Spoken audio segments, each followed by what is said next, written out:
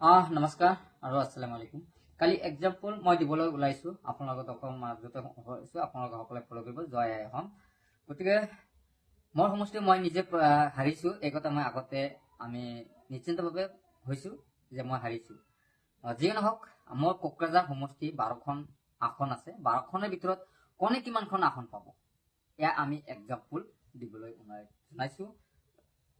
প্ৰথম কথা হৈছে পৰ্বতজোৰা। পৰ্বতজোৰা যদি আমি ক'বলৈ যাওঁ, প্ৰসন্ন কুমাৰ ব্ৰহ্ম আৰু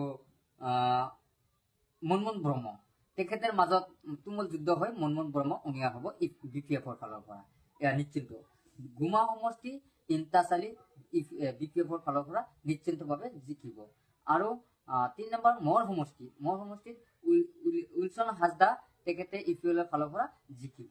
আৰু 4 নম্বৰ জমদুৱা হ'ব, আমি গেৰাণ্টি দিব নোৱাৰিছোঁ যদিও এইটো আমাৰ মানে উইলিয়াম নাৰ্জাৰীৰ সম্ভাৱনাটো বেছি আছে আৰু ইপিএলৰ মাজত কণ্টেষ্ট হ'ব। তাৰপিছত আমি সেইটো মানে ফুললি দিব নোৱাৰোঁ, দুজন তুমুল যুদ্ধ চলি আছে।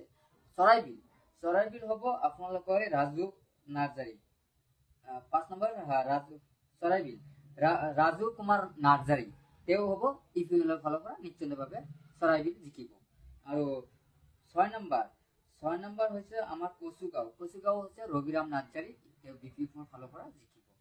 আৰু 7 নম্বৰ ফকিৰাগ্ৰাম সমষ্টি ইক্ৰামুল হক, তেখেতে জিকিব BPF-ৰ ফালৰ পৰা নিশ্চিন্ত। আৰু দুধমা জিকিব আমাৰ প্ৰমোদ বড়ো, ইপিএলৰ যিহেতু সভাপতি, তেওঁ নিজে জিকিব দুধমা সমষ্টি। তাৰপিছত আমাৰ বনৰগাঁও হ'ব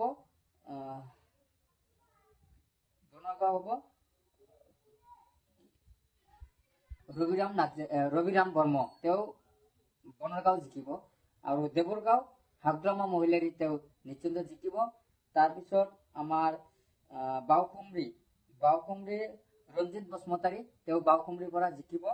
আৰু চালাগাটি লৰেন্স ইছলাই, ইপিএলৰ ফালৰ পৰা জিকিব। এয়াই হৈছে কোকৰাঝাৰৰ ৰেজাল্ট। অৰ্থাৎ আমি এইটো এক্সাম্পল দিলোঁ। আৰু আমি দ্বিতীয় আসন, আমি চিৰাঙৰ এটা এক্সাম্পল আমি অকণমান পিছত দিবলৈ